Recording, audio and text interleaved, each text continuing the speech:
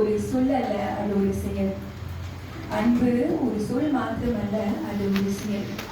இந்த அன்பை 2000 வருஷத்துக்கு முன்பதாக ஒருவர் பிறந்து நமக்காய் வாழ்ந்து நமக்காய் இறந்து நிரூபித்து போய்விட்டார். அந்த ஒருவருக்காக தான் நீங்களும் நானும் இந்த அண்ணன் இருக்கணும். அன்பு ஒரு சொல் மாத்திரமல்ல, அது ஒரு செயல்.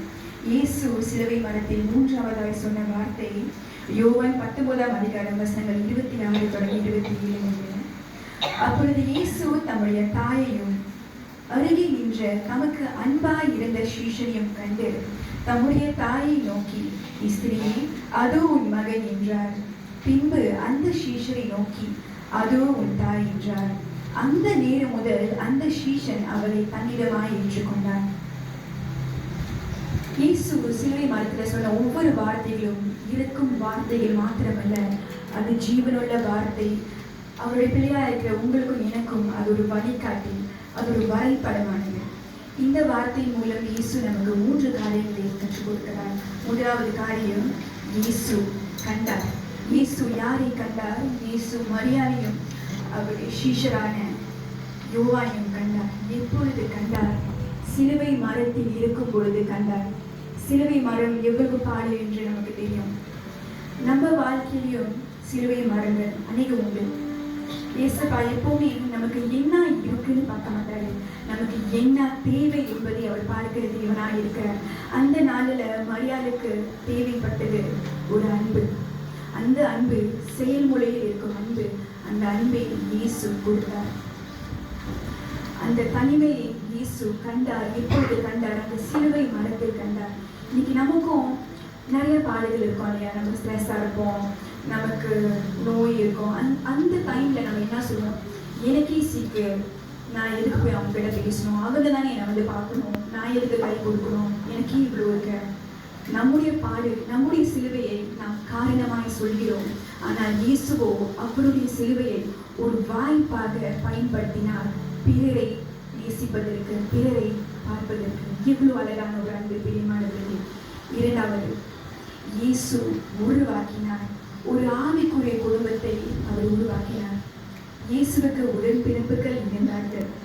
அவர் மரியாளுக்கு வேற சில்ட்ரன் இருந்தாங்க. ஆனால் ஏன் யோவான்?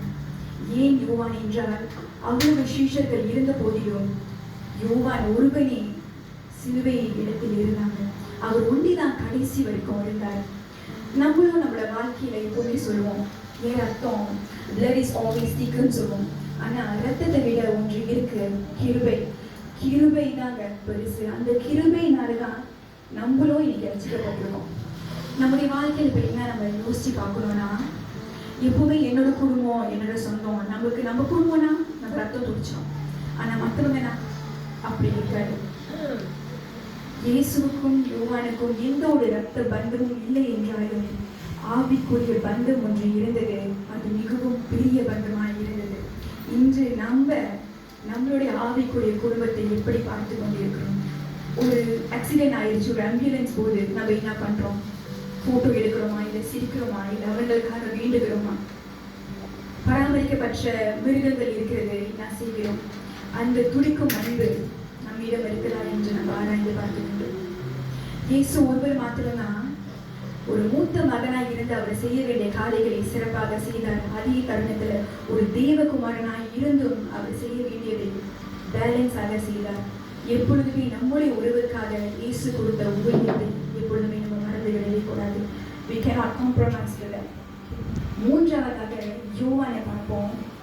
இது ரெண்டுமே நம்ம இயேசு கிட்ட இருந்து கத்துக்கிற ஒரு விஷயம். யோவானிடம் இருந்து ஒரு முக்கியமான விஷயத்தை நம்ம கத்துக்கலாம், இம்மீடியட் ஒபீடியன்ஸ். யோவானை நினைச்சு பார்ப்போம். இன்னைக்கு நமக்கு இயேசுவை நினைச்சு, அவரோட சாக்ரிஃபைசஸ் நினைச்சு எவ்வளவு கஷ்டமா இருக்கு. ஆனா யோவான் கண் முன்னுக்கு பார்த்தவர், அவர் எவ்வளவு துடிச்சுட்டு இருப்பார்.